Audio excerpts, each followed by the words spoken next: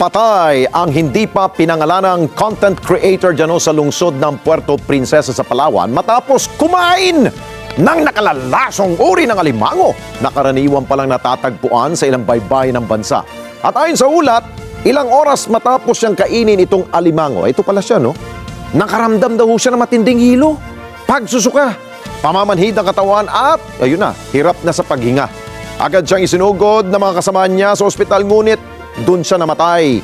Kinumpirma ng otoridad at mga doktor doon na ang kinain pala ng biktima ay kabilang sa uri ng alimango na maaring may dalang uri ho ng lason o yung tinatawag nilang neurotoxin. Paglilinaw ngayon ng mga eksperto na kahit lutuin pa ninyo, pakuluan pa yan ng ganitong uri ng alimango, ay nananatili pa rin po yung toxin at maaring magdulot ito ng inyong kaagaram pagkalason.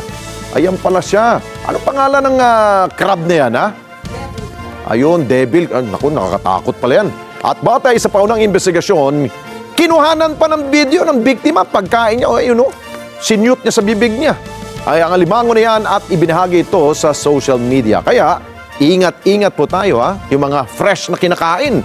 Kahit nasuka, hindi namamatay yung toxin.